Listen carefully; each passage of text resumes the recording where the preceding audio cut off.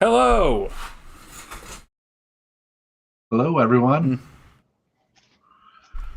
Well, we're here to do our first episode of Quest Board Gaming, and it is a pretty big day for D&D. If some of you have been paying attention to news out there, we just got a lot of news dropped about uh, D&D 1 coming out. Or is it One D&D? It is One D&D. It's a little awkward, I think. Yeah, But I agree. One D&D is not. So this was originally supposed to be our first one of these was supposed to talk about homebrew and like what we like at the table and like how we managed that, and then fucking Wizards of the Coast was just like, not only is Spelljammer out now, but on top of that, we're going to give you a look at what D&D is going to become over the next couple years and what the next iteration of D&D is going to be. And they came down with D&D, or One D&D. I kind of get One D&D, but like in my mind, it should just be called D&D Next. Stop yeah, trickling around. I see you in the chat. I mean, we could nitpick about names. It's really trivial, Yeah, ultimately. who cares? Honestly, well, because their goal is for people to just call it D&D, right? Like they're like, it's all the same D&D. We're not messing around with it. Everything fifth ed forward is just the same. Brandon, you want to talk a little bit about some of Well, the key functions first? Well, Or the first thing I gotta call out is I believe in the news that they were reporting is that they will be offering physical media with digital yeah, bundles. yeah, that's the And first thing. to me, that is like the biggest deal. Um, I'm so glad that Wizards heard their community. As a person with way too many books, and I still will be collecting physical Of media course because you I'm will. just a physical media guy. That's always how I've been. But the fact that I now get the digital copy on top of it is Mm, just like it's mm. essential. Because if you want people to adopt you want them to adopt your platform, then you make it as easy as possible to access it. So, like, you know, by making their books paired with digital stuff, they are setting themselves up to dominate virtual tabletop. I think this was the plan. I mean, this was sort of foreshadowed when when they bought D&D Beyond, right?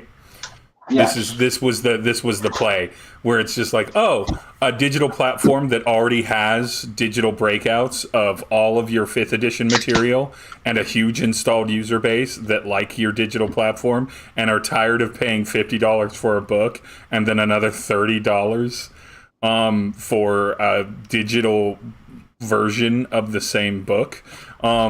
Yeah, so it was sort of inevitable, but it was definitely nice to have them just say it and be like this, and it rolls into the thing that I think we were all like, it had been talked about for the last year or two in the D&D spaces, which is that they were going to do, because they'd said it, they're going to do their own virtual tabletop, and they didn't give us much, but they gave us two key things that are important to me. Number one, tilt shift cameras so everything still looks like minis. I fucking love it. I love that that is what they decided to do. I like that they, like, there's things like Tailspire, there's things there's which is like the hot one right now. There's all kinds of virtual tabletops, of course, Roll20, and then we use Owlbear sometimes and things like that that are flatter map things, and plugins that are more like retro pixel things. But with them being Mm-hmm. like, how do we make our tabletop look very much like it's from Wizards of the Coast? Oh, we make it look like minis. And then the pairing of that with Unreal Engine as the engine that they're building their VTT in Gotcha. is I will perfection. confess, all this news came out whilst I was working, and I was not able to really dig into anything Uh, because of work has been well, crazy busy today. I've literally been catching glimpses and bits of it, so I'm just now looking at screenshots of that tilt shifted virtual tabletop. I'm like, that looks pretty it slick. looks good. Tilt shift is the term for when you basically have a positioning of your camera and your lens and your focal points that make things look small, right? And we see it all the time on YouTube and in the occasional film and stuff like that to really kind of make things almost look like little toys, even if they're physical, real world things. And so it's, obviously with the Unreal Engine it's not like it's a camera with a lens and stuff like that. Like it's a setting, but it just adds to it. And I think it does that. And of course they announced the inevitable with that too, talking about combinations with digital. You go online, maybe you buy the digital form of a new adventure guide. Maybe it has dungeon maps in it. Those are going to be in the VTT, so you're not having to build anything for it, and you can take them apart. You can make your own stuff. With it being Unreal, I am 100% confident, if not at launch eventually, they will allow people to create and upload assets on their games for it. Let's be real, that's going to be a marketplace. Yeah, and it's almost certainly a marketplace. Almost certainly some people, if they're smart, they'll let the people who want to do it for free do it for free. And then they'll charge for the real premium content. And if they're really smart, they'll act as a hosting platform and take none of that money and just let all of it go to the creators, have guidelines for pricing. We both know that won't happen. Yeah, no, they'll probably take a percentage. Both know they're going to get their cut. But who owns Wizards? It's not Mattel. It's the other one. Hasbro. Yeah. Hasbro going to get their cut. Yeah, Hasbro's going to want that cut. But the other nice thing is that all that 3D modeling can be converted into sellable physical miniature product. Mm-hmm. There you go, right? I mean, I bet you that when they come out with this, they're probably going to do like different tiers. They're going to be like, here you can just get the physical book. Here you can just get the digital book. Here you can get like this bundle, and the bundles will probably get increasingly large in price, but will also come with things like bundled with special miniatures for use on the virtual tabletop. And a module pre-built into it. I want to talk about that in a little bit, but I want to get back into the game mechanical changes of D&D of One D&D first. So you had a chance to glance at the PDF. I suppose we should talk. I'm glancing at it right now. Yeah. Well, glance at it, and I'll recap what they decided to do. So, One D&D, Dungeons and Dragons has always had Unearthed Arcana, and by always I mean for a while now. It's had Unearthed Arcana, which is sort of their beta testing. They send out little like monthly sort of monthly or every other month sort of like rules and classes and items and things that aren't in the game that they kind of send out and see what the vibe is, and they get the vibe back, and then they decide how that happens. And it's why so much of TTRPG spaces and TikTok and on Twitter and stuff like that read that can kind of predict what's coming on the horizon, because they'll release a variation of it in Unearthed Arcana to kind of test out the class and everything. The difference with this situation is they're formalizing it more. So their Unearthed Arcana is to help them build One D&D. What they're doing is a 12 to 18 month timeline, as they've announced, of monthly releasing some of these changes, some of these updates and everything, letting people play with it, and then in D&D Beyond, building the feedback form to gather the data. And it's completely free for anyone that has a D&D Beyond account, which is a completely free account you can have. You can play with all of this new stuff. You can read about it. You can try it out with your friends and stuff like that, and then give them feedback, or you can just read it and give them feedback. So they released the first one today, and it's on their website, on D&D Beyond's website, and you can read it, and then they start taking feedback on this one in a month, and that's when the next one will come out. So the feedback will always be staggered by a month, so people have time to sit with it, and so there's not that immediate reactionary. If they opened up feedback now, there'd be a ton of people that like immediately reacted to, I don't like this change, or this change needs to be implemented immediately, kind of thing. And then they would be drowning in a bunch of stuff. Rather than, if I'm still thinking about it in a month, then it hits. It landed with me, right? If I'm still thinking I need to go back and talk about this thing, obviously it made an impression, and that's the kind of quality. So I love both the formalization and that maneuver to stagger feedback. I think that's freaking great. I'm reading through. There's some pretty significant changes in here about character design. Character design is huge. They're taking what they started with Tasha's and kind of continue with Monsters of the Multiverse. Yeah, sorry, Doctor Strange. You're not in D&D yet. But what? I gotta point out one particular thing that caught my eye very early on. Yeah. So what's jumping out on you? What I'm looking at for anyone following us is the character origins under Earth Arcana. Yep. And one of the first things that caught my eye is that it says under feats, each background provides a first level feat, a special ability acquired in the character's past. So it sounds like backgrounds are probably going to be redesigned a bit to have more practical use. Yes, I feel like backgrounds in current D&D are always really kind of they're minor, amorphous, and kind of like they're minor, and they don't really, and they're hard to properly like. How often do you have a character being like, "Oh, my background does this"? This really doesn't come up very often. So I think hopefully that means they're strengthening that be interesting. I think what's important about this, and to expand upon it, because I was able to watch the like hour-long accompany video that kind of came out with this and everything, and I was able to read it today, because of course I was all about this, and my work was not busy today. So let's talk about backgrounds and how they're doing it. As I understand it, and forgive me, I've only watched the video once and only read through the Unearthed Arcana once, backgrounds are taking over a lot of what lived in kind of racial traits. One D&D nut indeed. One D&D nut indeed shenanigans, Samurai. Well, that's me, by the way. Well done then. I thought Triple A Ron said D&D's nuts, and I'm like, well, this is only one D&D, so there's only a singular nut. But I did indeed nut, nonetheless.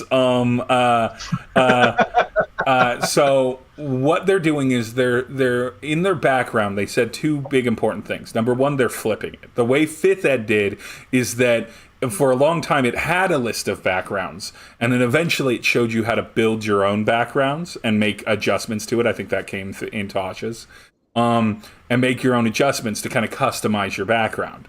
And what they are hoping to have people do is the other way around, where everybody's kind of working on their background to help create their character, and then they have some guideline templates for you if you want. But because it's tied to feats and your ability score, background, the whole +2/+1 ASI kind of assignment of creating your character at level 1, that's all background related, and it's not hard locked like it was. They're not redoing what they did with the racial traits in previous versions and at the beginning of 5th Ed, where they're like, oh, if your background is a swashbuckler, you need to take a +2 in Dex and a +1 in Charisma. They're like, no, you set up what your stats are, right? You set up your background, you pick your feat, and that helps you get an idea of who your character was before the start of the campaign. And then if you're struggling with that, or if you don't want to make those choices, here's a bunch of background templates, just like we had with the recommended level 1 feats. You also mentioned the important part, Brandon. That's a level 1 feat, because there's leveled feats in D&D, or in 1D&D. They're expanding feats, and they're putting levels on them and building the feats with the intention of, much like a lot of the lower level spells, that they scale better. A lot more things tied into proficiency bonuses. They also talked about how feats oftentimes would be logical things to take when you read their title and then make no sense. Like, there was no reason for a cleric to take the healer feat because it wouldn't benefit the cleric. The idea now is every feat needs to make sense, whether it's the class that the feat kind of seems like it would most likely go with, or a class that it wouldn't go with. And That makes that's a whole lot of big deal. sense. Some great design philosophy. Yeah. The other thing that this signifies is a significant change in design because of while let's be real, is there anyone who said is there any DM who has said no feats at their table? Like Only the worst DM. Only the worst. Let's be honest. The book still says that feats are an optional rule, and it sounds like this is like saying, nope, never mind. Feats are going to become a part of the game. A part of the game. And I think that's what they should have been from the beginning. I do not think that feats create too much of an issue with power bloat, and I also think that creating the making your players choose between choosing a feat and choosing an ability score improvement has always felt like, damn it. It felt like at a moment when you feel like you want to really jump up, you feel like you get to jump halfway up. Well, also, on top of that, I agree 100%. That was absolutely true. And you yourself have talked to me about why not both when they happen, right? And everything. And I'm a big fan of it because feats help differentiate how characters operate, and they're big power boosts as you level. And they don't come around all the time, right? And so you get to look forward to them. So starting with a level 1 feat, allows them to kind of customize the feats for the power ranges too. A good example is none of the level 1 feats have any ability score modifier bonuses. A lot of feats in 5th Ed do. And a lot of people take them early to get that extra boost on character creation that they're like, but it's character creation. You can just, depending on the D&D game and everything like that, you're kind of putting those together in your background and in your dice rolls or your standard arrays or however you create your characters. A feat is about differentiating your character, kind of building it into their background. So they're trying to tie feats not only into something exciting that you can get, by putting levels on them, it means that you don't have to worry about reading all of the damn feats at the point of character creation if there's a bunch that are beyond your level. And it's bringing you back. Oh, feats are part of background. I need to build the background of my character. I'm building my character from the ground up. If I want them to have a background that's pre-built, that's fine. They've got recommendations. But if I want to do I was a former chef in a town, or I grew up as a sheltered baker's son, and everything, what does that mean for my ability scores? What am I likely to be best in? And then what does that mean for my class? And they haven't released the class stuff yet, so that's really going to be another big part of this. There's so much that they fixed and addressed in this. They by building this, it takes full bioessentialism. There's no negatives, right? They're just nope, it's a +2 and a +1. That's what it is. And they also go on. Have parts in the character races that specifically talk about how there's no monoliths inside any of these cultures. Yeah. They're all just they all have different dwarves are not all the same type of dwarf. Yeah, I think they got rid of hill and mountain dwarves entirely, and they were just listen, instead, dwarves, because they're dwarves, have stone sense, I think is the thing.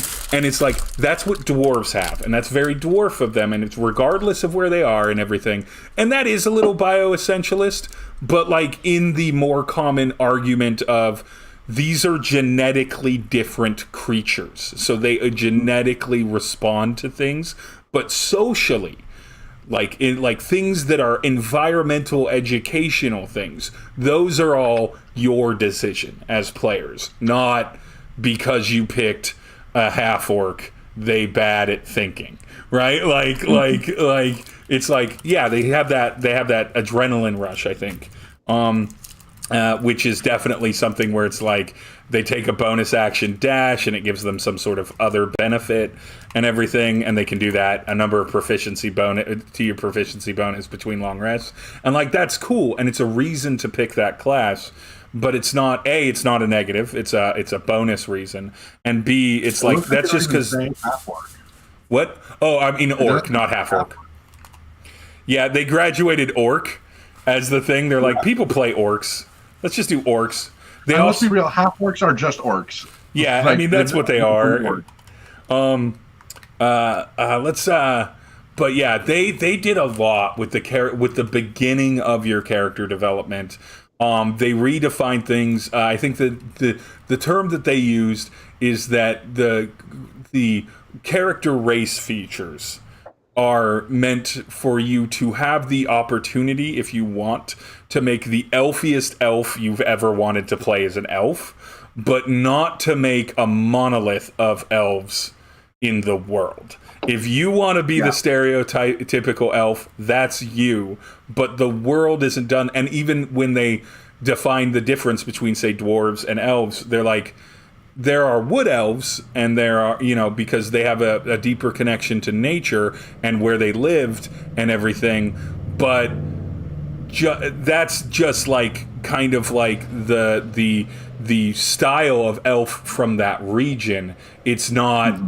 It's not like wood elves are inherently beneath or anything like that, or that every high elf would look down on wood elves. They'd just be like, "Oh, you're just a different looking elf."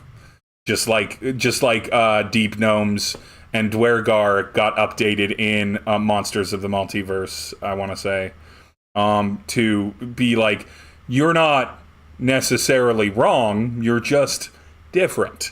You are a different kind of dwarf or a different type of gnome, and I really it's definitely the manifestation of a design philosophy that's been building, and I think it's absolutely the right move. Mm-hmm. It was just a part of D&D that for some reason, like a lot of the old guard still argues for. I shouldn't say that. I mean, but the people who argue for it typically are old school players. Yep. I shouldn't say that all old school players still advocate for that, because I've been playing D&D for 20 years, and so I started off on third edition and 3.5, and I remember when they first started making that change, I was like, I remember there was a little bit of a resistance for me, but then I was like, why? Like, just make your character whatever character you want it to be. Listen, my character is a warforged crab, and and it is large sized, but for a crab, so it's actually small sized. Okay. And that warforged crab gets a plus 2 to charisma, baby. Because who wouldn't want a robot crab friend? Right. I got to point out one other thing, though. Yeah. One other thing that's really fascinating about reading this is just the overall little hints at the changes that they're making in other systems that they haven't expressly spelled out, or at least if they have, I haven't seen where they did. One of the first things I noticed is that under humans, it says that they get inspiration on a long rest. And it makes me wonder, is there going to be a mechanic in which inspiration is more determined by rules than by DM fiat? Brandon, I have an answer for you, and the answer is yes. Inspiration is being updated as a mechanic in the game. They have seen the feedback. They've watched the actual plays. They themselves play D&D. Inspiration is forgotten about 95% of the time, if not more than that. And it's because there's no hard and fast rules about how to hand it out. There's no hard and fast rules on when and if it can be used, and everything. It was a very loose kind of thing. And so what they did is made it very simple. Inspiration is just advantage, and there's all kinds of mechanics, both that one that you mentioned and others coming, that is just like, you get inspiration. If you already have inspiration, and something gives you inspiration in the moment, you can hand that inspiration to another player. Done and done, right? Like, and it's just, you only get one, just like inspiration is now. You only get the one inspiration, but just being like calling out, I'm going to do this with advantage. In fact, there is another mechanic that I want to lead into, the crit mechanic. So after every, big one. After we've all brewed at our table for a while. Yeah, after every human being on the planet, nearly every person. There's plenty. I watch a stream that doesn't do this. But after a lot of streams, actual plays, people playing together, home tables, Nat 20s count on all skill checks, saving throws, and attacks as definite successes, and Nat 1s are definite failures in the same way. If you're rolling a d20 for something, it is a great success or a great failure. You can, of course, continue to homebrew what that actually means, but what that means is when you get a Nat 20, I believe, and I'm not looking at it right now, I believe that also gives you advantage on the next roll.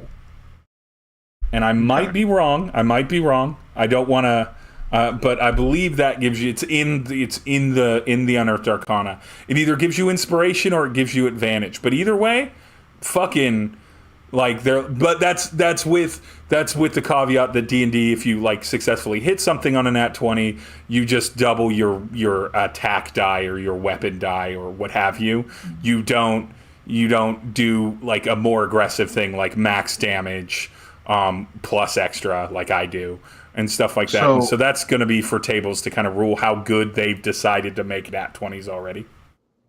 So here's how I homebrew my rule, because I actually don't like skill checks having auto success on a 20 and auto failure on a 1. Yeah. I think it kind of undermines character choices. I think the notion that an acrobat who has been training their entire life will fail to do a backflip 1 in 20 times, I think that's nonsense. I can tell you that an acrobat who's been training their whole life will do hundreds of backflips before they have one that they fuck up. You know?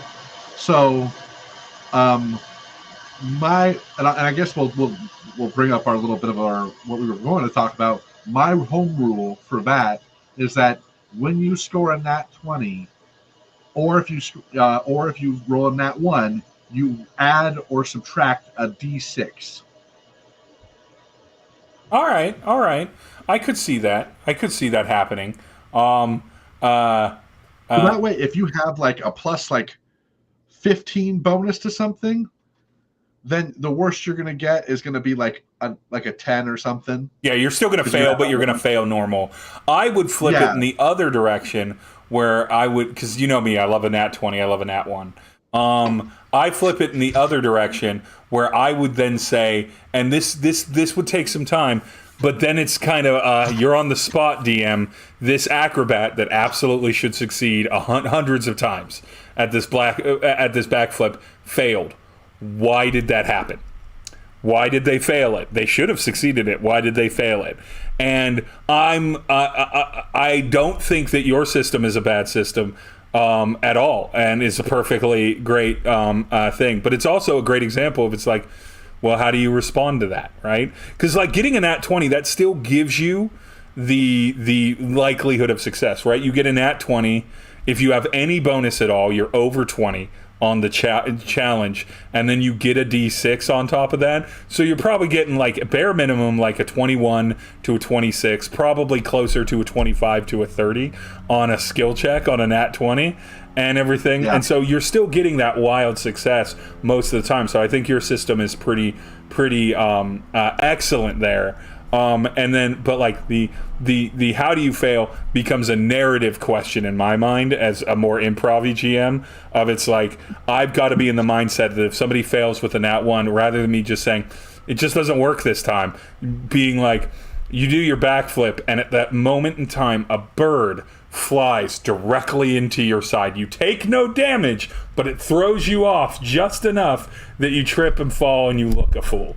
Or I mean, wild birds solve a lot of things. You're performing as a bard, you're singing your song, bird flies into your mouth, right? God damn those wild birds flying in. The dangerous wild birds. But either way, I like that D&D acknowledged that like a lot of people, when you get a nat 20 on a skill check or a saving throw, as a player, you want to celebrate. But in 5e rules as written, that didn't matter. And everything. It only mattered on attack. And let me put it this way. I would never, if I had someone roll a nat 20 at the table, I would never give them a punishing outcome. Of course. I would like, You never give someone unless of course they're trying to do something fabulously stupid that couldn't possibly succeed no matter what they did. And then that's a and you're just conversation. telling them to roll because you're like, well, you know what, you get to roll. I cast then, Arby's on the villain. Let me roll that nat 20. An Arby's franchise lands upon them. They have the meats now. But yeah, I think it's neat that they did that, because a lot of tables already sort of acknowledge this. Like, nat 20 should be a pretty cool thing to happen. I think nat 20, especially in 5th ed D&D, because I loved a massive failure, because I like failure.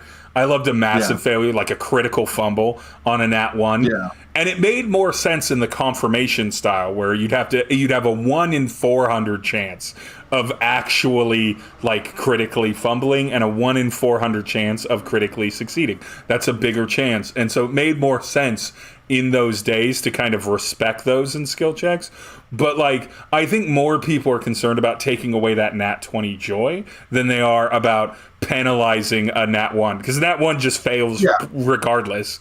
And I think my thought about it too is to kind of tap into nat 20s, and there's still a problem with nat. So he has to get a 19 or 20 to get that Arcana check, right? Yeah. That means that everyone else on the table literally only has a 5% worse chance of knowing that information than a super intelligent, proficient wizard who has spent their entire life knowing.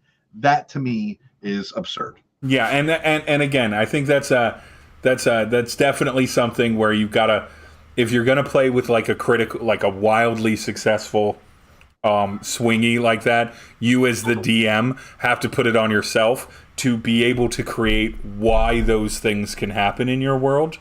Otherwise, you are taking away. I also like the idea of the nat 1 being but then you add your thing in minus d6, because there are skill monkey classes like rogues and bards that can get that I can't roll beneath a certain number on this, and it already has a huge bonus, right? But if they get that nat 1, they still minus the d6 from it. But they still minus the d6, so it's no, you're still magic. You made the effort to build your character this way because you wanted it.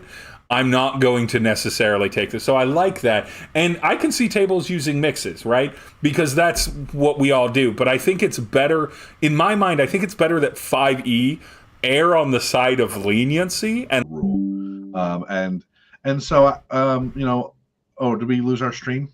We did, but we're back. Okay. I should say, there are new rules and things that I'm going to pick at and criticize, but at the end of the day, all I have to say is I won't run my game that way, and I won't play in a game that runs that way if I really care that much. If I as a player or I as a DM don't like it, then I don't have to play that way.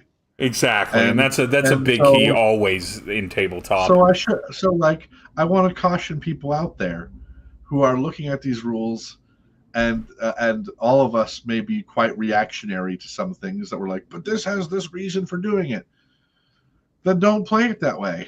That's fine. These games. You're allowed to make it what you want, especially with D&D, with 40 years, 50, almost 50 years of people modifying it and whatever they wanted. Right. Some other interesting things about it is that with inspiration, nat 20s, attacks, character backgrounds, some updates to racial features and everything like that, is that I think this might encourage more people to start at level 1, because you can't do anything at level 1, and your hit points are 8 if you're not a wizard, maybe 10 and everything, and things just knock you down. But if you got feats, if your background mattered, if you could assign your ability scores appropriately and everything like that, I think level 1 starts out a little bit more interesting, and a little bit more clever. I wanted to bring up tieflings specifically, because this is also very interesting. This is kind of a fun workaround. So with tieflings, and there's a new race in D&D, in the Unearthed Arcana, called Ardlings, right? Which is sort of like inverted tieflings. With tieflings, they came up with these lineages for tieflings that are like abyssal and infernal and Cathiel or something like that. I can't remember the third one. That are different planes in the D&D universe of the kind of chthonic of the kind of lower realms, and it kind of they make it explicit. This is not the morality of your character. This is just the origin of how tieflings exist, right? And where tieflings sort of draw their sort of naturally connected kind of inborn magical powers, and based off of what you choose in your heritage, in your lineage, there you get spells. You get like basic cantrips. You don't get a lot, but you get like a little table at first, third, and fifth level, I want to say. But that has nothing to do with your class. And so the way that they solved that is that they brought back the core concepts of magic, the like core magic, like tables of arcane, divine, and infernal, something else. And so you refer to those tables. So you have those tables in general, which can help you with like magic initiate feats and stuff like that. And for the creatures, where the existence of them being that species is why they have that magic, they tell you cast this based off either wisdom, intelligence, or charisma, your character choice, which means you could have a fighter at level 1 with a spell because you're a tiefling, and because you're no longer limited by the racial ability score connection, because that's more about your background. You could make that character work, and I think that it's cool because of where that stuff comes in and the fact that it stops, right? So it's not like 4th edition where everybody is like a full battle tank mage kind of thing, because it doesn't scale past level 5 with you. It just gives you some stuff early on to do if you feel like the kind of limitations are a little bit suffocating, and you get like a cool little like spell. And because you can get a level 1 feat, you can take magic initiative. So if you want to be at level 1 kind of a mixed martial but like low level, like super limited caster, you can kind of have that. Will that affect the warlock? Maybe, but because it's kind of their bag at the beginning. But I think it's cool. I imagine we're going to see some pretty significant revamps to classes. Oh yeah, acknowledging these changes and then updating the classes to address them. Yeah, definitely. Well, and honestly, one of the things that I've done recently, and I haven't done a whole lot of it, but I've looked at some of older D&D material, and in many ways, I feel like certain like D&D classes are actually probably some of the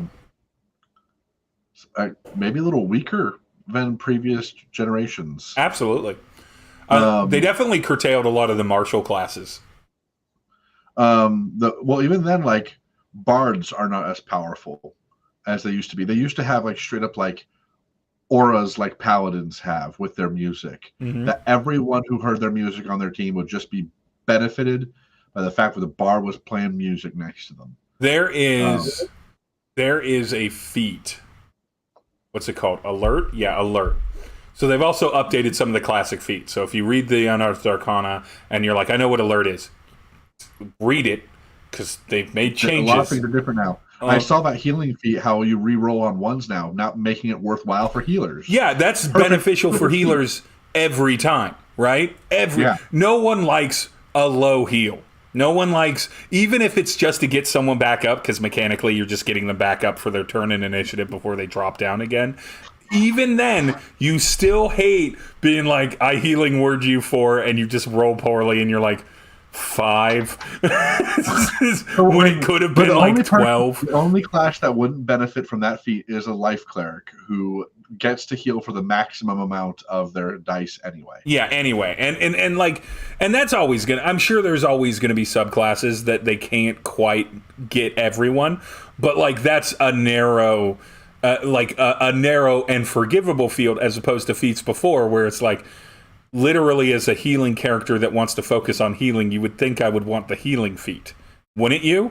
Right. Wouldn't you think I would want that? Absolutely. And everything.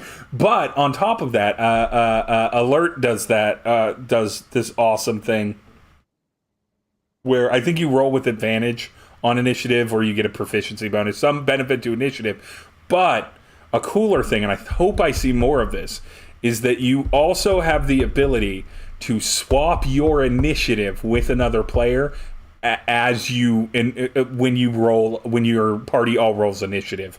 And like that shit, that teamwork shit, that allowing your mechanic to benefit the party and like work with the like the nuts and bolts of what D&D, and acknowledge that whole, man, I wish that this character could go first in this scenario, because we'd really like the barbarian to be able to rage and aggro before that, or they're all grouped up now and the rogue goes first, but if the wizard went first, they could hit an AoE spell before anyone, because the rogue's going before any of the enemies and everything like that.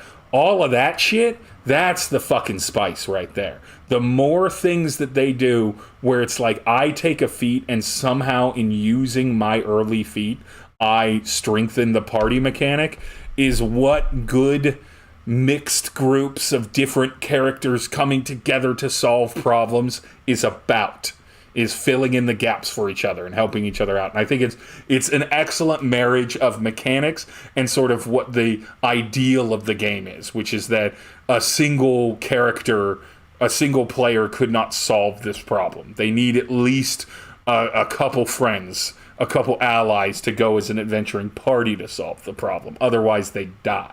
Right? And I'm, I love to see these things.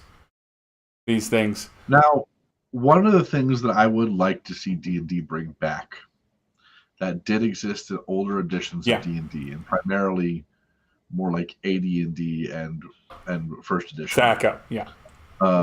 Yes, THACO. Everyone who doesn't want THACO, you're all wrong. You're all wrong. THACO is best.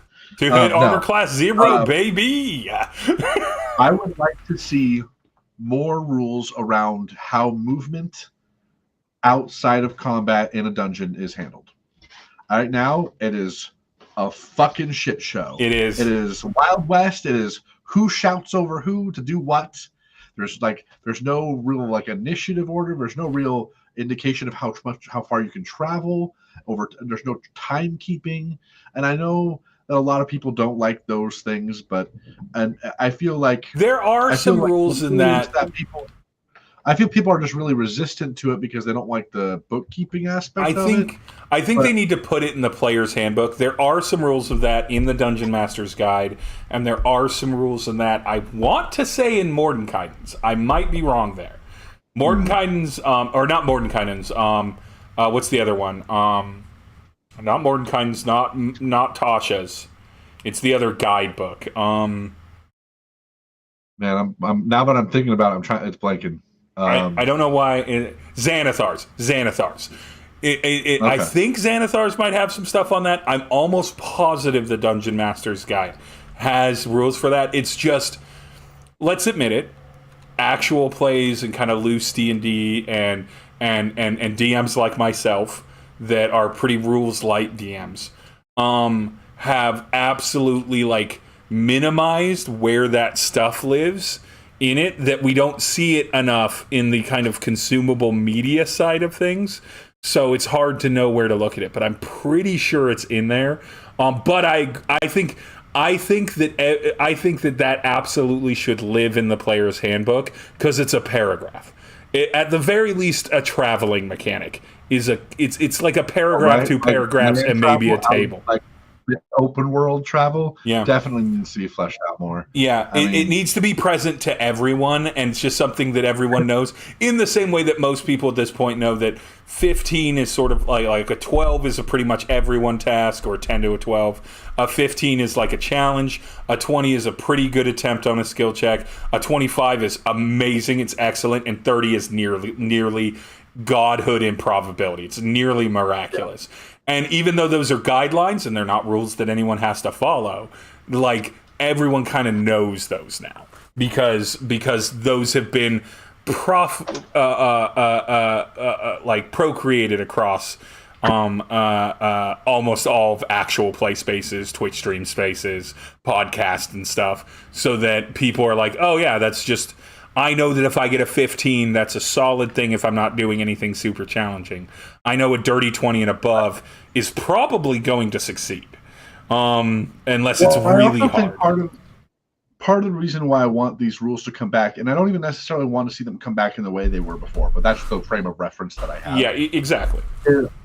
Is because of and you know, this has happened in our game too, but it happens in a lot of games that I've played, and it's something that while it doesn't kill my enjoyment of the game, has always been a little nagging frustration that I've had, and it's that travel becomes trivial. Yeah. There's definitely and if you look at a lot of fantasy stories are not about the destination, they're about the journey. I mean, we look at the biggest one of all time is Lord of the Rings. That whole movie is about them getting to where they need to be. The whole trilogy. And when you get so focused on destination play, that's where you want to, let's get to where we want to be to accomplish the goal, you miss out on a really significant part of creating a challenge in the very nature of the journey. There are older D&D does this a lot better.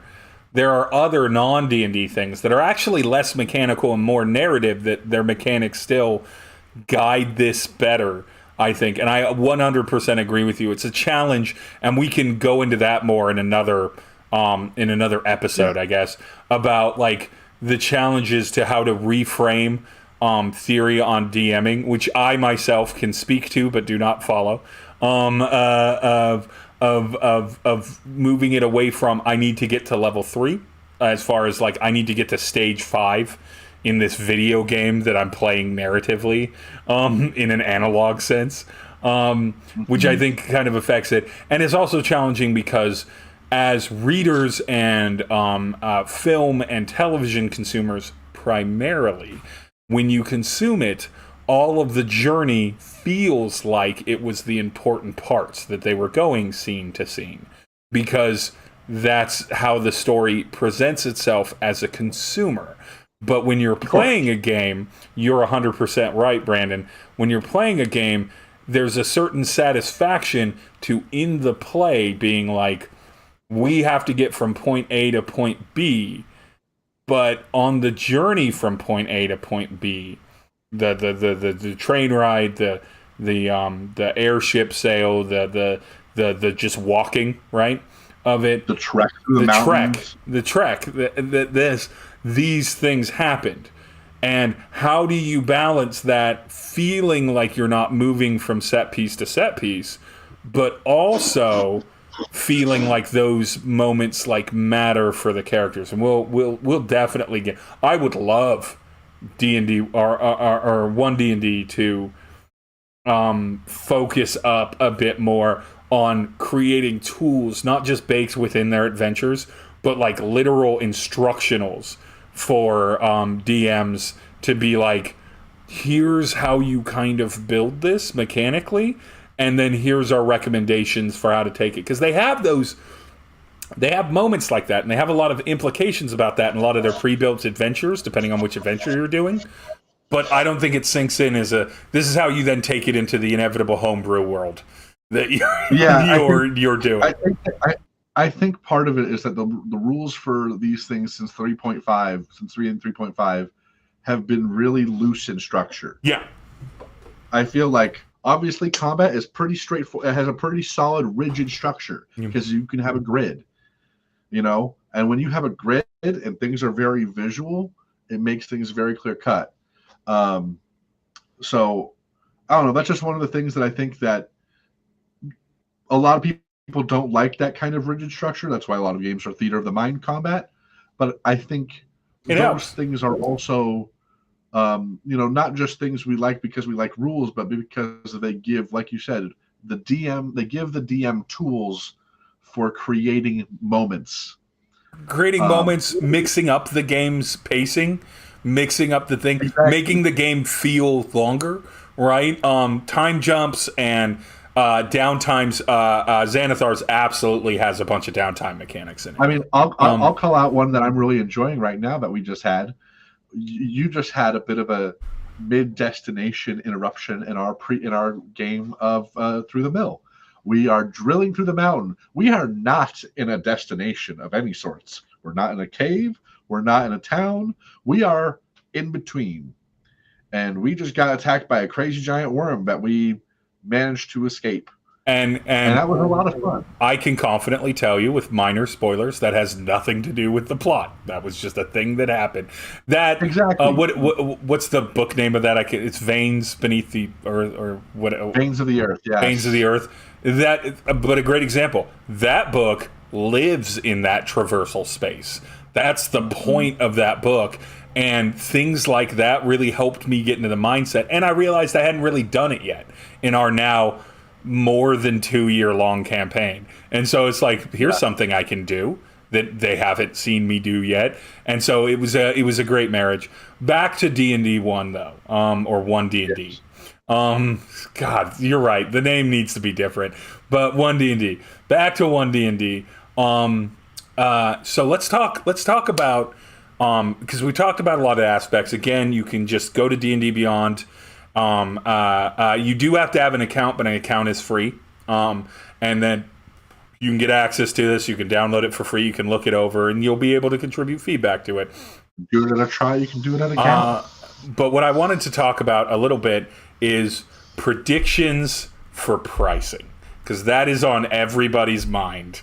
Because ever since Wizards bought pricing for upcoming D&D stuff, ever since Wizards bought D&D Beyond, which is already a subscription service in a way. It's got a free option. It's also got a subscription option. And ever since they knew that Wizards was doing a VTT where there would be assets, which are very microtransactionable, and we just already talked about Marketplace and how that seems like a logical space. Let's talk about pricing. Knowing that D&D is combining digital and physical copies. First question for you, Brandon. Do you think that they'll create an extra price cost to get the combined digital and physical? Oh, absolutely. I think it'll probably be $60 to $70 a book. Okay. But the other thing I want to point, like that made my brain immediately go to another thing that I want to bring up. Yeah.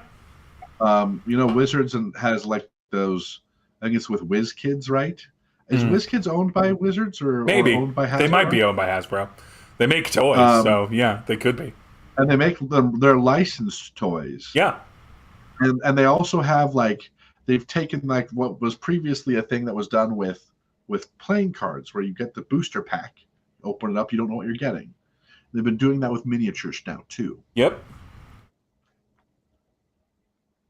I think it'll, as a person who hates booster pack mentality with miniatures, and I will never buy them, there's a huge opportunity here for them to make those booster packs also come with digital assets for your virtual tabletop. I think they absolutely should do that. I think there is no reason, since they will have a VTT in Unreal, which is one of the easiest things to get assets into. Because Unreal did the work to make that available, and it's why game engines like Unity struggled the moment Unreal started being like, oh, we can compete with this. We're already a dominating game engine and world building engine in the market. Let's just also compete on the low end.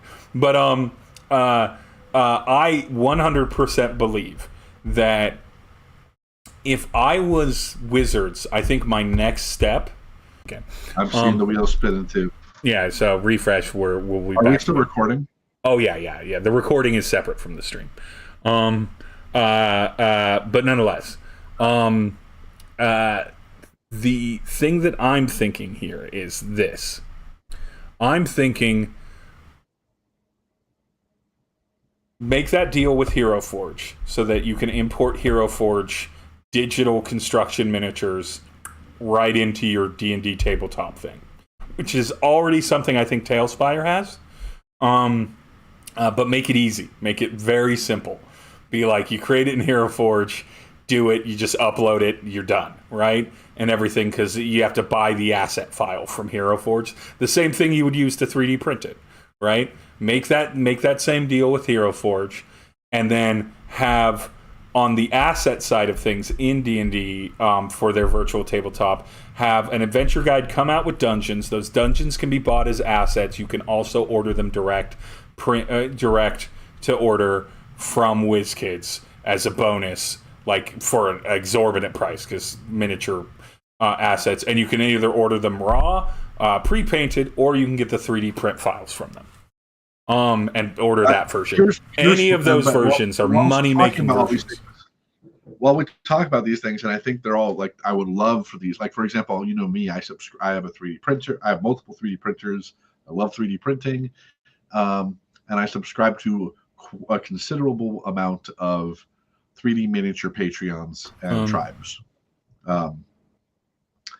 And to me, like, this is an opportunity for these miniature companies then to also make it so, like, oh, we're going to produce 3D animated. If they create a truly open platform, then these will be an opportunity for them to create and sell their miniatures for that platform. Yep. My biggest concern now is that Hasbro being at the top of this will want to monetize the hell out of it, and will actually end up creating a closed ecosystem in which, like, you know, one of the things that they could do is, because they have this booster pack mentality, they want to create essentially the loot box mentality. I don't think they'll get there products. For the digital products, only because loot boxes are soon to be fully banned in Europe, in the EU and the UK.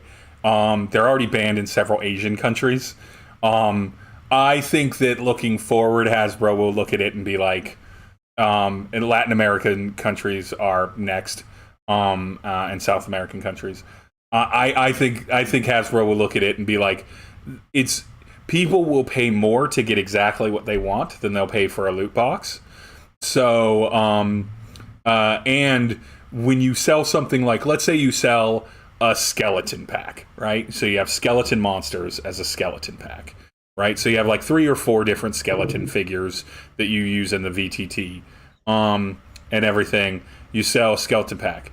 You and I both know at that point in virtual, you have unlimited skeletons, right? They'll all look like one of 4 models, but you can put in 30 of them, right? And so I think that they have a better asset completion of doing those skeleton packs. And I think that if they do the loot minis like they currently do from like WizKids and stuff like that, instead of it being like whatever's in them, they'll just be like, here's the loot mini, and you get 1 digital mini that might be one of these minis or from this line or something like that as like a bonus. And that's the randomizer, but it's not as much as like a digital loot pack. I think physical hidden figures is still something that is something that won't go away. But I think the digital side, I think Hasbro's greedy enough to want to do it, but I think legislature-wise, they'll probably back away from it and just charge more for the ones that you want. I mean, I just am, you know, because of they are the biggest tabletop RPG game in the world, they have a lot more power than a lot of these other smaller companies. They do, but they don't have more power than Ubisoft or Activision or EA. And they've all been taken to the cleaners legally by these countries. But let's also be real. Like, look at what's happened to gaming over the last 20 years when we're talking about PC gaming. Is remember when you could load custom skins into a game? Oh, yeah. That's not really a thing anymore. Not unless the game happens to be open source. Yeah, no, I do agree with you that I think they're going to... The worry is, how's their marketplace going to look? That's their worry, because they're going to have one. How open or closed is it going to be? I genuinely think that I hope someone's telling them we'll make more money if we just get a percentage from all of these people doing all of this work. We'll make more money that way if we take a licensing fee essentially on their individual sales. They should be doing what My Mini Factory does, and you know, where they have the platform. But for example, I'm like on Patreon. they don't prevent. So because I have like a few Patreon subscriptions, I get sent an invitation to get those models in my mini factory. My mini factory isn't getting a cut of that, but because of their getting me onto their platform, just by letting me have my miniatures on there, now I've been given a gateway drug to my mini factory. I mean, and they need to do the same thing with the D&D the One D&D marketplace. I agree. I think that number one, they should immediately be reaching out to partners when they go live with that marketplace. They should reach out to partners that are already very popular. The focus salute. They should reach out to some partners that already have big enough Patreon followings and everything like that, and be like, we need content in our marketplace. We need content in it now. Let's work with you. You get the sweet deals. You're who propagates us.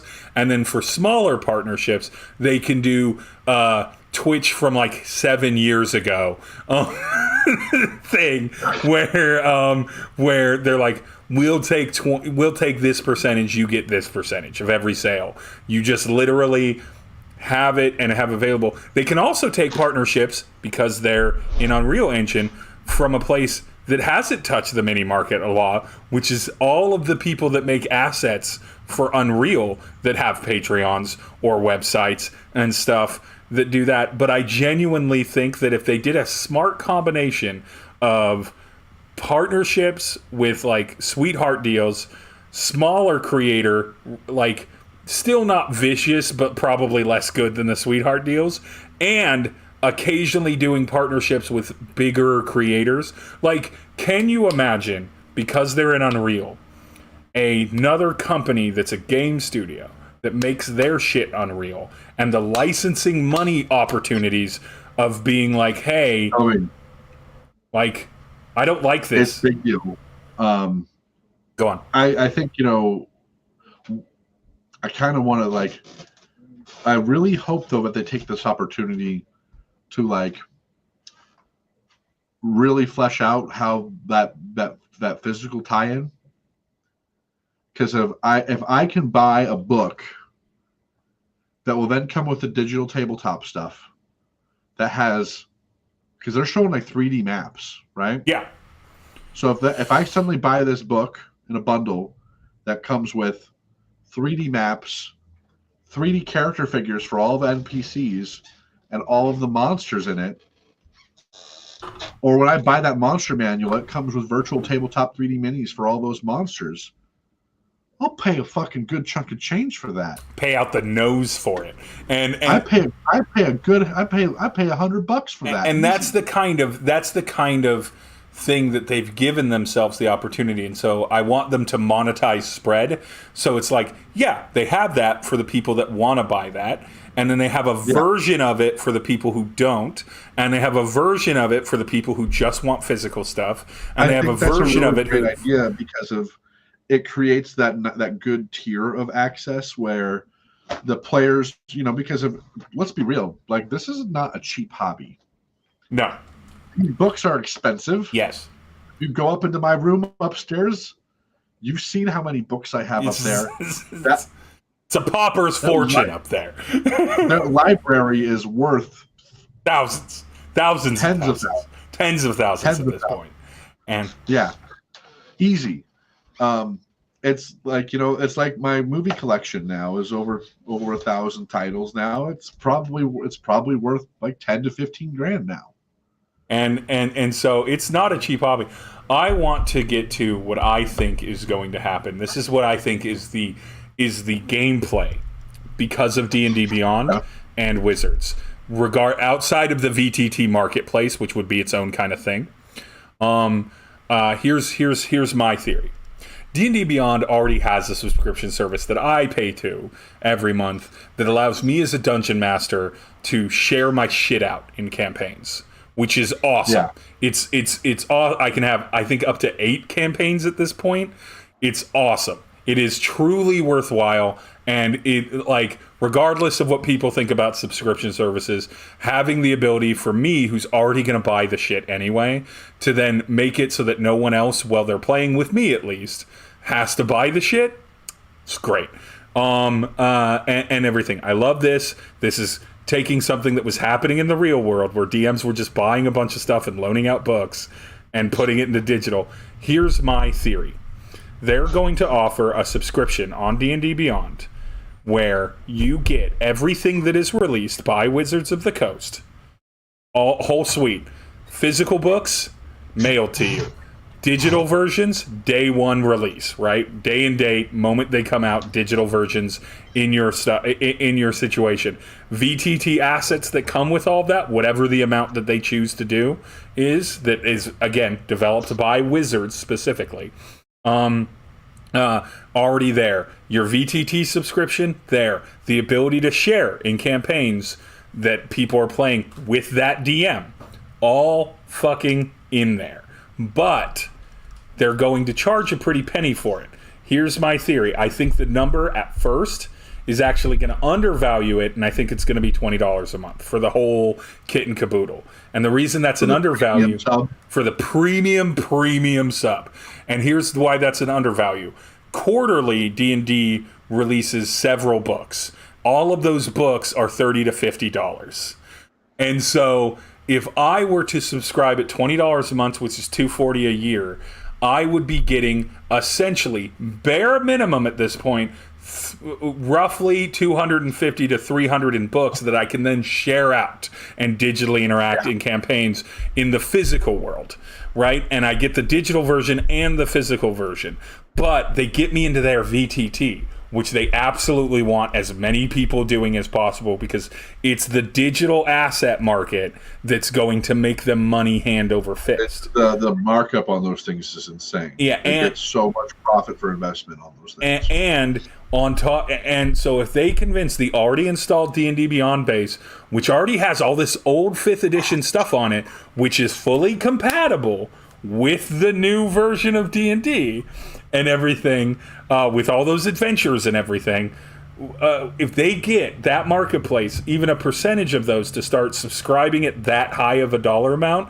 the amount of predictable quarter-over-quarter income from them is so much higher at that point that they will be able to not worry nearly as much and narrow down their release schedule to exactly what is most profitable for Hasbro and Wizards. And I think it's a good business decision for them, and it's great for me as a person that already pays D&D Beyond money for everything I buy and my subscription. I will say, here's one of the only perceived pushback, or not the only one, but the biggest perceived pushback that I would see from this is that this could be harmful, like having a subscription, especially one in which you are delivered the books. Yeah. Would be really anti-game store. This is already, I agree, this is already going to tear game stores apart. The moment they bought D&D Beyond was the moment they said, direct-to-consumer is how we want to go. And that breaks my heart a little bit, but I also understand it. Because selling to a game store is a cost, or selling through a game store is a cost for D&D. We are already in a marketplace for that, and I feel like number one, Wizards already keeps game stores afloat with Magic the Gathering. Any game store owner will tell you that. That's their money right there. So Magic the Gathering, which is something that just is never going to, damn it, respect the salute, camera. Hold on, you got to do it differently. You got to go. There you go. Yeah, there you go. You're right, it worked. You're right. But the game store side, I feel like they were already moving away from that, and you are 100% accurate that I think game stores will be it. I also think my version of it was physical and digital included for the books. I believe D&D Beyond will have a slightly cheaper version, not even slightly cheaper, a noticeably cheaper version that won't include any physical materials. And it'll just be all digital. Now, so you get the VTT assets, you'll get all the stuff on D&D Beyond, you'll be able to share it out, all that stuff, and use it in the VTT, but you won't get any physical books to you. And I think that there is absolutely a category of people that are going to jump on that as quickly as possible. Now, here's the other thing I perceive going to happen. I feel like we're in a bit of a virtual tabletop bubble right now. We are. I feel like there's a lot of different options, and I feel like D&D, if Hasbro pulls it off, if Wizards pull it off and they make a solid product, because let's be real, it's entirely possible they botch this. Oh yeah, it's entirely possible that they launch a mess of a product that barely works. Yep. You get it, and you're like, this is unintuitive as fuck. No one's going to use this, and it falls on its face. Yeah. It's possible. But let's be real, D&D's never been more popular. They're going to be throwing money at this thing to make sure that doesn't happen. Yeah. So I think the likelihood of that happening is pretty slim. But so let's just assume, for the sake of discussion, that they're going to be successful with this. I think you're gonna see a lot of the other virtual tabletops fail. I think you might see one or two still linger around. But the other thing that I've been thinking about is that because the tabletop RPG space has been growing for years now, and spurred on by D&D, but I think now, especially when we get near a transition, like a new version, I think the community at large is also more open to new products coming out. Yep. From other providers. I think Roll20 that are not done for Dragons. I think Roll20 saw this writing on the wall and smartly, as much as I myself am not a big fan of Roll20, I think they saw this writing on the wall and smartly gobbled up Drive-Thru RPG. And and everything was because they saw that it's like, if Wizards makes a VTT, there's a very real chance that they could pool D&D as something that people can use without a license. Or even use with a license, potentially. Because they have D&D Beyond, they're going to have a VTT, they're going to want to narrow it and keep it locked in. And so I think, but I also, to your point, I think you're 100% correct. Them doing, even though this is an adjustment, it's more of a 5.5 than it is a 6th edition, right? Yeah. Even though this is an adjustment. Let's be real, guys. There will be a 6th edition someday. Someday. It's going to happen. They just delayed it by another 5 to 10 years, basically. Exactly. But it will happen. But because they can't just keep on endlessly producing new content. They got to start from scratch at some point. When the sales numbers start leveling off or dipping gently, that's when they'll start being like, all right. When they start slowing, that's when they'll start discussing it. And when they start leveling off, that's when they'll start being like, all right, time to get people excited for a new thing. But I think that even with this only being an adjustment rather than a full rules revamp, this is a time that we're going to see a lot of people who have been playing D&D for the last few years, 5 years, maybe since 5th Ed came out, 10 years, are going to look and they're going to see that actual plays and live streams have started playing other games. Other games are out there and exist, and they're going to be more willing in a period of change within the core D&D to look out and be like, well, I'm already having to learn things for this. Why wouldn't I learn maybe simpler systems? Maybe, systems that can be encapsulated in their entirety in 100 pages. Or maybe more complex systems. Maybe this is the time for Burning Wheel. But let me think I'm going to point out something here is virtual tabletops and real tabletops are not the same, right? Yeah. It's obvious. That's not me saying anything enlightened or profound. Brave take. Well, I'm not coming up with some amazing new concept here, but what I am going to say is that there is a real opportunity for these other virtual tabletops to launch their own rule sets that are built around how virtual tabletop play works. Yes, I think that's a big thing. That virtual tabletop, I think virtual tabletop has changed how people play D&D a lot. And especially with the fact the pandemic, it was just like virtual tabletops were barely a thing before the pandemic hit. And then they became huge. Hit, and everyone's like, I still want to be social and play D&D with my friends. What am I going to do? And so I think we're going to see big changes, but I want to move to kind of final thoughts on D&D on One D&D. God, I keep wanting to call it D&D 1. Final thoughts on One D&D for you, Brandon. Is it something that you're apprehensive about? Is it something that you're excited about? Do you think that overall it's a net positive, a net negative, that they've decided to go this route? What are your general thoughts at this point? What I've read about the rules, like just been able to skim over it while I've been talking with you, I actually think it looks pretty solid.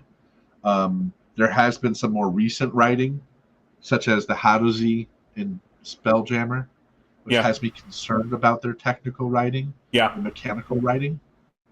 At the moment, because that I don't know if you've seen the Hadozi race in Spelljammer, but it has a mechanic in it that is horribly broken if taken literally as it's written. So I think that's a big issue. I really hope that this is not necessarily an indicator of where mechanically they're going to go, because they need to make sure that they shore up that good technical writing. But I think from a design standpoint, I like the new approach to feats. I think that's a significant improvement.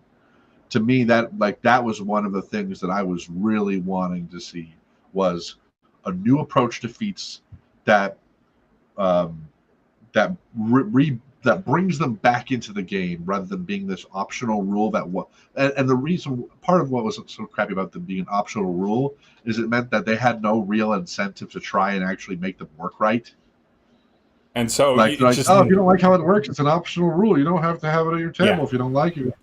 And moves in the right direction. And I say this, I also want to put out that historically I've been a Pathfinder player. I am not a long time. I mean, I played D&D 3 and 3.5, but most of my tabletop RPG history has been playing Pathfinder and a few other RPGs, and so I'm not beholden to D&D. I am plenty happy to call out dumb shit when I see it, and so I'm not here to worship at the altar of wizards. And that's as it should be. I think generally I'm with you on the fact that I think that there's a lot of solid stuff they're doing. I really like that the way that they're rolling this out is they're 18 months of Unearthed Arcana feedback. We are putting a huge runway before we start publishing the revamped core books and really locking in these changes. And to me, that shows that they understand that their audience is absolutely here for them to make the best game that they can. And even as massive as a corporation as Wizards, as terrible as a corporation as Hasbro as, it's still, D&D is still a culture, right? It's a cultural movement. It's what most people know tabletop to be, and it's been around for, in 1 year, half a century. And that is a huge mark point for it. And 5e, when One D&D launches, if it does fully, if it does fully get set in place in 2024, that'll be 10 years from when 5e came out. And so I think that this is a surprisingly, it's a surprisingly more openly cautious move from them, that they're acknowledging it's listen, there's no amount of think tank that we could come that is compared to the millions of people that are playing this system. Gathering that data and letting it inform how the game moves forward and formalizing that is huge. And I think acknowledging and moving forward with what the bulk majority of the tabletop group or tabletop community has wanted, which is start addressing problematic things narratively and fix them. Just fix them. And improve them over time. It's taken them a while to steer that ship. It's a big, heavy ship, and they have steered it, and they will continue to steer it, but it's taken them a bit to get there. I'm not going to give them brownie points for doing it now or over the last few years as opposed to the last 20, but I am going to acknowledge this gives them even more opportunity to steer that ship better going forward, because they're going to get feedback about that. They release something and it's problematic, and they get a general consensus from the community that they're like, we don't love this, and everything, or they get a large and very well presented argument from parts of the community that it's like, this feels like it's trampling on my culture or this identity or this heritage or what have you. It gives them the runway, and I genuinely think that this is honestly how they should do almost everything other than packaged adventures. I perfectly would be fine with always kind of knowing 3 to 6 months in advance what was probably coming to D&D, because they were taking the time to beta test it live. Because in my mind, that's just going to make a better game. And everyone that comes to the game after that stuff is released is going to have a better time. I am also cautiously optimistic. Hasbro could fuck it in the marketplace. The pricing models could be too expensive. The VTT could be garbage, although I agree with you. I would be shocked if they didn't spend whatever amount of money they needed to make it pretty good on the jump. But like, they could do a lot of dirty things, and it's totally reasonable to be concerned about that. I think what I would love to see from them is more and more non-combat mechanical structuring. Because, like you, whether it's travel, whether it's social interaction, whatever tools to help DMs get to that point that we all hear in the actual plays and D&D. Not all of us are going to be theater actors. Not every table wants that. But a lot of tables do, and having those rule sets available or those examples in the books and in the material is not going to take away, it's only going to add in the concept. And I think the backgrounds changeover is a big first step, and it's like, yeah, we're trying to make backgrounds matter. We're trying to make feats matter. We're trying to make all of this matter in a way that choices they didn't. Matter. Choices matter.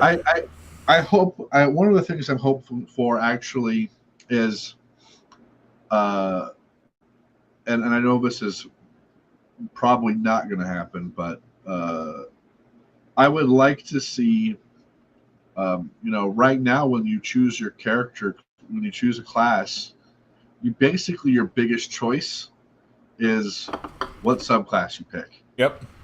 And then there's very few other choices internally in your class after that, after you progress. Sometimes there are, like with barbarians and the totem one, where they choose a different totem, where they can choose a different totem every level, or every time they get a class feature. But for the most part, once you choose your subclass, you're locked in. Yeah, I'd love more runway choices. And I would like to see a few more branching options for classes. Obviously, I don't think spellcasters don't need it all that much, because spells are effectively swappable class features. I mean, that's basically what they are. Yeah. A spell is a swappable class feature with a limited use. Like, that's what spells are. But for barbarians, for fighters, for rogues, and even for limited spellcasters, like paladins and rangers. Yeah. And monks need to be rebuilt from the ground up. Yep, 100%. They just need to come to the table with a new monk. They just need to. I agree. I am with you on giving the players more choices as they journey through a campaign, and it can be as simple as, at level 3 for most classes, or for most classes you choose a subclass. At maybe level 6, you get to make another choice. Maybe at level 8 or 9 or 10, you make another choice. Maybe then at level 15. I'd be okay with 2 or 3 choices throughout the life of a class. Yeah. 1 at 3, 1 at 10, 1 at 16. Yeah, I would also be fine with that. I think it would just mix it up. It would make it more interesting for longer term campaigns. Yeah, not every character at level, not every totem barbarian. Well, not every totem barbarians are bags in, because they do this, but not every fighter or everything like that needs to be the same at the end of where they go. Yeah, they were an Echo Knight, and then that's been what their shtick has been, and the only shtick that they've had since level 30. How we wanted to kind of do this in 2 chunks. I say we take like 10 or 15 right now, and then we can actually come back and talk about what we were going to talk. So Unless unfortunately, I do have to go. That's why I was kind of earliest today. Normally, we will have more time on this. I scheduled badly because I was sick earlier. And I'm kind of glad we ended up delaying because this all came out, and so we got to talk about this. Right. We will be. I don't know the day yet because Brandon and I haven't talked about it, but we will be streaming again within the next like week and a half. And normally these will be like 2.5 hour streams. And then there'll be a podcast version under Quest Board Gaming. I'm building the website out now. The domain's already registered. And so you'll be able to there. And they'll be here on Dying of Exposure's YouTube channel in perpetuity. Because this is where we're going to stream. Because I'm trying to move away from Twitch. Nonetheless... with those final thoughts, with One D&D coming up upon us and curtailing us for the day, it's exciting. The next stream we have is going to be more homebrew and like rules at the table and guidance in that focus. I may even share my introduction to my table document. Exactly. For people to give a shit about. Very fancy. And so look at Dying of Exposure for updates on where you can find this in audio form if you missed out on some of it. The audio quality will be slightly better because of the program I'm using. It'll only be ever so gently trimmed down from this. And then generally the podcast will be 2-parters where it'll be like part 1 of a stream and part 2.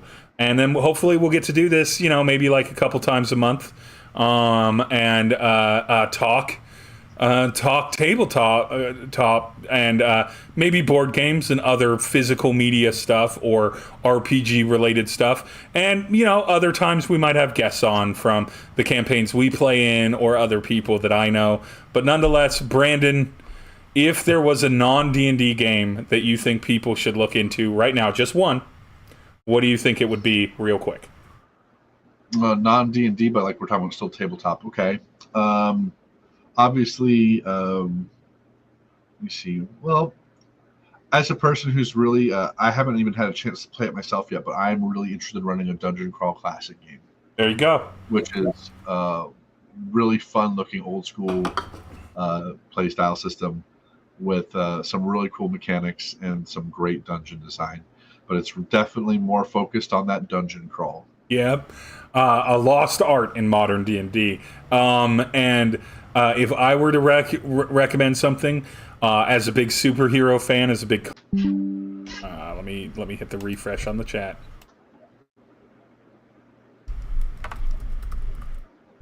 But as a teenage kids fan, I think that Masks, it's going to teach you Powered by the Apocalypse, which is one of the most popular mechanical systems right now in RPGs. It's about coming-of-age superheroes, which is a well-mined but not up to this point well-structured, and it's very structured for that. It's not going to teach you how to play superheroes that are in their 20s or like late 20s and 30s as adults and ongoing campaigns. It's going to be more of a contained coming-of-age story. But that's what it's built around. It's very exactly for that. It's a great system. It's great for like a year-long campaign kind of thing. You can do it for a few sessions. You could do it for like 20, 30 sessions, but it does kind of have a beginning, middle, and end. And I freaking love it. And it's absolutely one of the campaign systems I would love to run. But for myself and for Brandon, this has been Quest Board Gaming. Thank you for joining us. Find us on youtube.com/Dying of Exposure or questboardgaming.com and on podcasts under Quest Board Gaming.